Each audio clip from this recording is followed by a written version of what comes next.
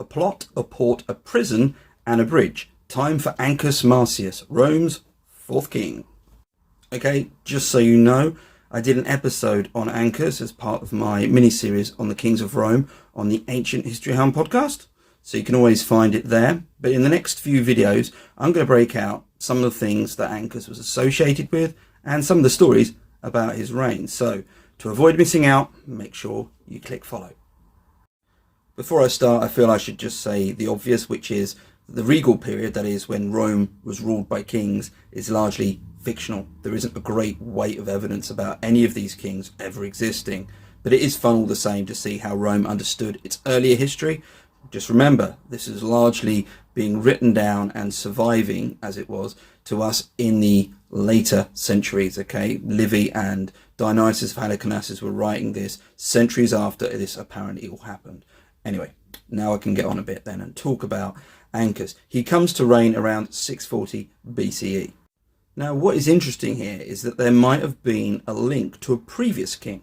Numa was Rome's second king, and apparently his daughter married Ancus's grandfather. The idea being, presumably on Ancus's grandfather's side, that he would somehow inherit the throne or go to rule. He didn't, and in fact apparently starved himself to death, or was possibly starved to death. Either way, things didn't go as he might have planned.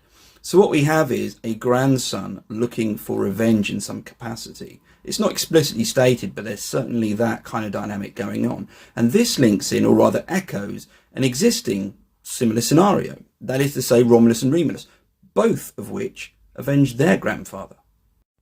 That theme of revenge, or possible revenge, binds quite well to how Tullus died. Tullus was the previous king, and he didn't die of natural causes. He was either struck by lightning, sent by the gods, his house burnt down after it was struck by lightning, or alternatively, he was killed by rivals and then his house was burnt down, and then they said, it was the gods. And if you think, nah, that won't happen, this is Rome. And don't forget that Romulus was, in one story, killed by the senators. So yeah, this sort of thing could have happened. What makes this even more tempting is the fact that Ancus is named as a close associate of Tullus. So it's possible, just possible, within the confines of this story, that Ancus, perhaps in one version, killed or had Tullus killed in order for the throne to be up for grabs. Because, of course, he had to go through an election process and get in power, which he did. Where Tullus had been rather a warlike king, and Numa a king who was very much concerned with constructing the city, Ancus did a bit of both. In terms of war, well, he picked a fight with Veii, which was a very powerful Etruscan city. He made war on the Sabines, who, interestingly enough, that's where Numa came from. And he also invaded and attacked the Latins. That were the tribes to the south of Rome. As I mentioned earlier, Ancus didn't just make war. He built things, and here are some of the things he was associated with. First up was a bridge, and this connected Rome to the Janiculum Hill, which actually sat outside of Rome. It's not one of Rome's 7 hills, but it's a hill that was worth making sure didn't fall into enemy hands because it was strategically very important. Ancus was associated with the port of Ostia, which was vital for Rome. And this map might look a bit complex, but I just want you to make a note of a couple of the details.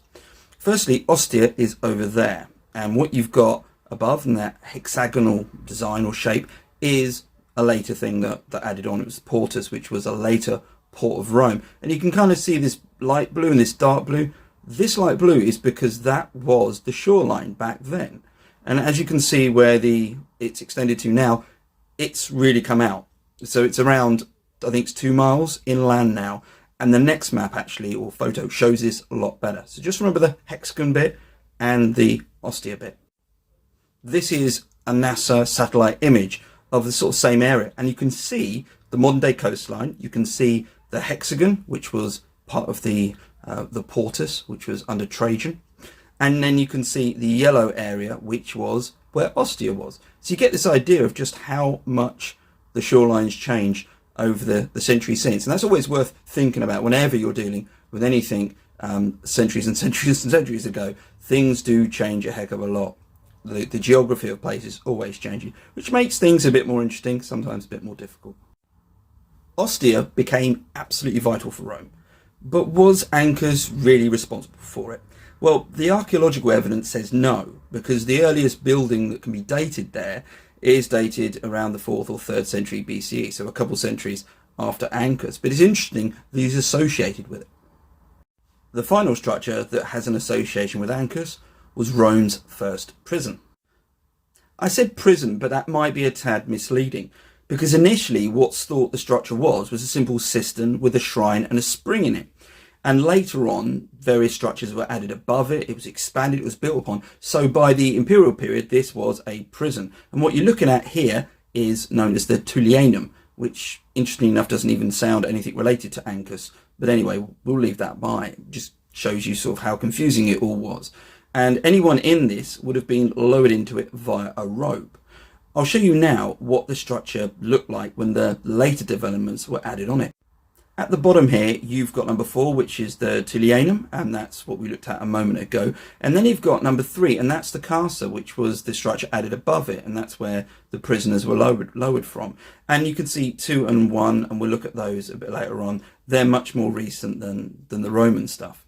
This is what it looks like above ground, a bit nicer. It's a church of St. Joseph the Carpenter.